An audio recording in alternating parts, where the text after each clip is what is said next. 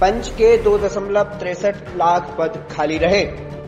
28 साल में पहली बार पंच के इतने पद खाली। पंचायत चुनाव की नामांकन प्रक्रिया खत्म। पंचायती राज यानी गांव की सरकार के चुनावों की सबसे निचली और मजबूत इकाई होते हैं पंच, लेकिन इस बार ये ही चुनाव से तौबा कर रहे हैं। पंचायत चुनाव के लिए नामांकन प्रक्रिया सोमवार को खत्म हो गई। इसमें सबसे चौंकाने वाली बात यह मिली कि पंच के 3,63,326 पदों के लिए 95,695 उम्मीदवारों ने ही नामांकन भरा। यह आंकड़ा बढ़कर ज्यादा से ज्यादा 1 लाख तक पहुंचने की उम्मीद है। फिर भी करीब 2,63,726 पंचों के पद खाली रह जाएंगे।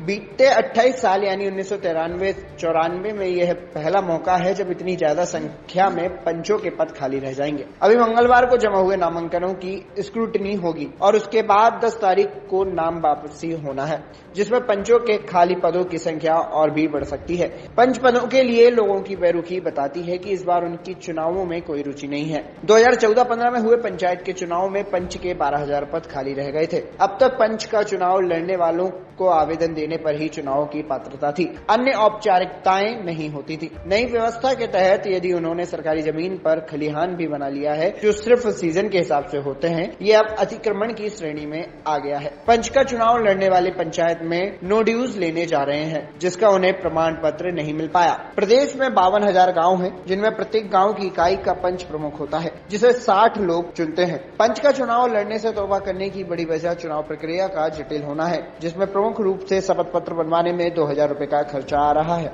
इसके पहले 5 विभागों से नो ड्यूज लेना पड़ता है, जिसमें बिजली का बकाया बिल न केवल खुद का जमा करना होता है बल्कि भाई और रिश्तेदार का भी। पानी का अनापत्ति प्रमाण पत्र, घर का टैक्स भी क्लियर होना जरूरी है।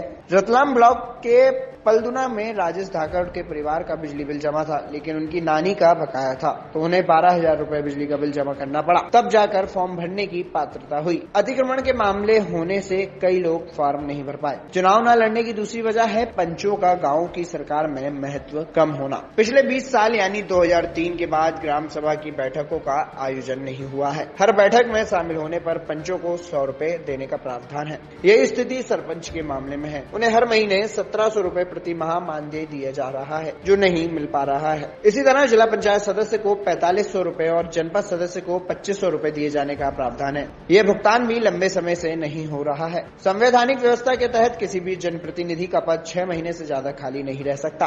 पंच का पद खाली होने पर उसे 6 महीने में भरे जाने का प्रावधान है, जो चुनाव के जरिए भरे जाने की व्यवस्था है। मैं हूं सीमा वर्मा और आप देख रहे हैं टाइम 8 मध्य प्रदेश। अगर अब तक आपने चैनल को सब्सक्राइब नहीं किया है तो चैनल को सब्सक्राइब कर लें। इसके साथ ही चैनल को लाइक, शेयर और फॉलो करना बिल्कुल ना भूलें। हमें इंतजार रहता है आपके कमेंट्स का।